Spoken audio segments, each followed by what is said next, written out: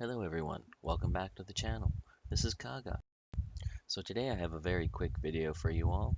This is all about my attempts to complete the personal missions in World of Tanks. In particular, this is Medium Tank Mission 15, The Hunter and the Hunted. You are required to do, I believe, 2,000 damage to enemy tank destroyers over the course of one battle. This had been giving me quite some trouble over the hours and I think even maybe a day or two that led up to this match here up on Fisherman's Bay. So because this is all about getting the damage in, I figured I'd roll out my WZ-120, the Tier 9 Chinese medium tank. This tank is equipped with the top 122mm main gun that the WZ-120 can equip. It's one of the very unique things about this medium tank in that it can equip what is effectively a tier 10 heavy tank gun. So I picked this particular vehicle because of the very high alpha damage of its gun, the great penetration.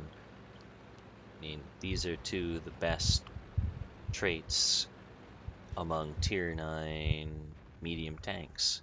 So I figured that would give me the best chance of completing this mission, regardless of whether I'm looking at tier 9 or tier 10 battles.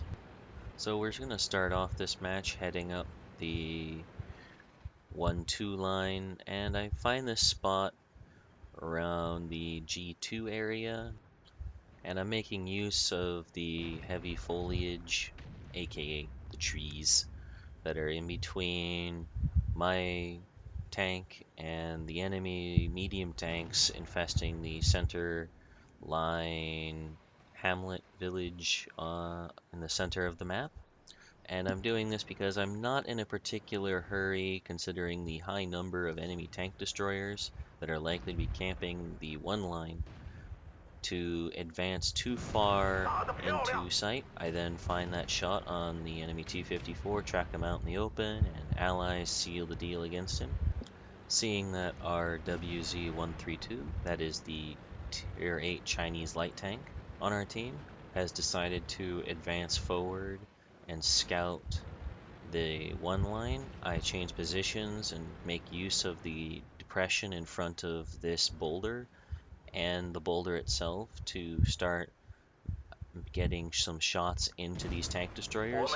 Plant a very, albeit fast, but it was a good shot straight into what appears to be the turret ring of that T-30 just behind that house there. I'm looking for a shot on this Jagdtiger, preferably on the lower plate. Looks like we connect with it, perhaps in the center of the upper plate because of the low damage out of that.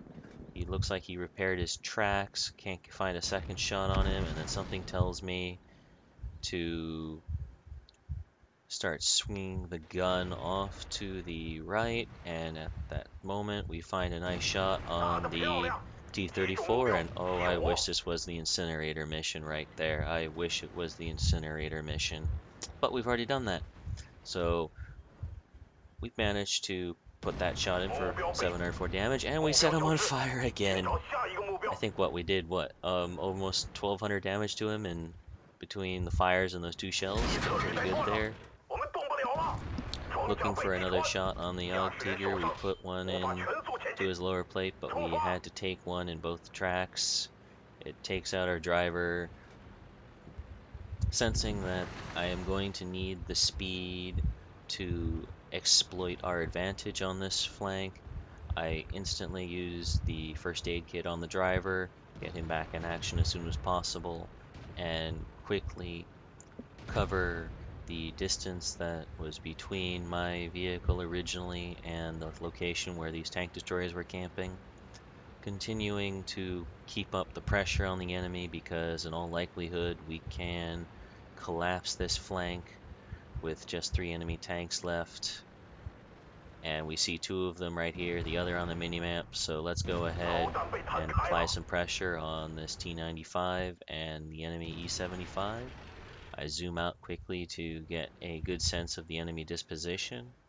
I stopped to try to hit the lower plate of the T95, can't find the shot, looks like it went a little high and into the gun mantlet, and take a shot in return, gets tracked.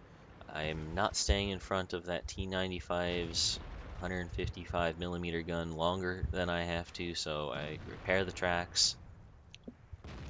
Our T71 uses the opportunity created by that allied T54, it looks like, when he tracked him to get around the flank, put the pressure on, and this battle's all but done. And right before I can get the shot, thanks to the rather poor gun depression of the WZ120, and the enemy E75 is taken out before we can get the shot. So welcome to a new segment on this video, and actually for any of my videos, this is the tip of the day.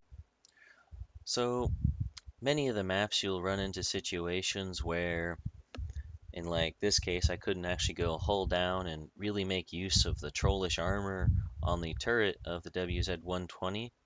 So what did I do about that? The answer is quite simple. I exploited what the terrain gave me, in this case, the critical engagements against the enemy tank destroyers, particularly the Jagdtiger and the T30, for the most part were handled by exploiting this boulder that you see on the map here. I captured this particular image to illustrate the silhouette that I was actually presenting to the enemy at any given time. For the most part, you can see that the most obvious weak spot that they could hit, given the fact I have to turn the hull of my tank to bring the gun to bear on them, is not visible, and I do mean the side of the tank, or the side of the hull of the tank rather. So this will force the enemy to do a few things. They're either going to have to try to penetrate the lower plate of the front of the 120. They're going to have to use something like an APCR or a heat shell against the upper plate, or they're going to have to hit the tiny little hatch up on top of the turret that you see there. Keep in mind that they were about 300 meters away when I was engaging them, and they were having to take shots at targets of opportunity, so they're likely not going to be able to hit that. So that brings me to actually what the tip of the day is. The tip of the day is knowing how to exploit features in the terrain to mask the majority of the weak spots in the vehicle and to minimize your overall silhouette that you present to the enemy at any given time. Ideally, this means that you're also only exposing yourself when you're ready to take the shot. You make the most efficient movements possible so that you don't increase the dispersion bloom when you're aiming onto the target, and you can pull off the shot faster and pull back and get out of the line of fire as quickly as possible.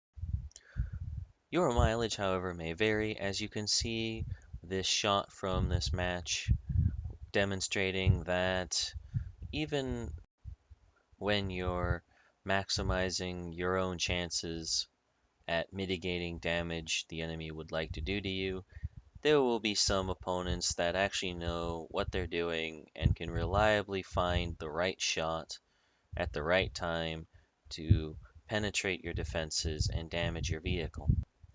So with that, I'd like to throw this tip of the day out at you, and then at the end, give you caveat emptor, your mileage may vary. So now we get to the point where we return you to your regularly scheduled damage results screens in 3, 2, 1, we're back.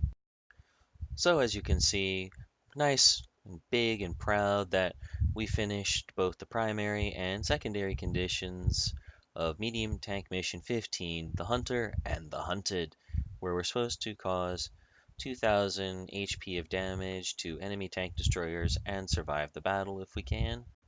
As can be seen, we didn't do too great in terms of credits or experience, but completing a personal mission is all worth it, right? So we managed to complete the match, second for damage, and just a little bit over 2800 damage at that. Picked up 1 kill, just a little under 900 base experience. And as you all know, it's all about completing the personal mission, so coming up number 2, meh. That's so pedestrian compared to completing the final personal mission in the series of missions for a particular vehicle. And as you can see, we connected all 8 of the shots we fired. The ones we fired against the T95 were ineffective, so meh. But all said and done, we managed to do the 2,831 damage, most of it from excess of 300 meters, which is surprising given the accuracy of this 122 millimeter gun. However, when RNGesus feels like blessing you, don't say no, because it's only stupid if it doesn't work, and this thing worked. So I'd like to thank you for having stuck with me for this short video. I hope it was educational. I hope you had a little bit of joy at my lament at when some things decided to happen, particularly those fires. Would have been so nice if it happened in a different medium tank mission that we all know, love, loathe, and hate. So, once again, like to invite you to check out some of the other content on the channel. It's got some World of Tanks and World of Warships goodness. If you like this content or other content on the channel, please consider subscribing.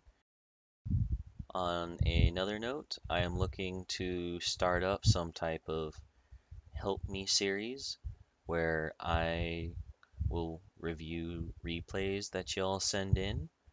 I'll need to come up with a scheme for that soon and let you all know about how that's going to work.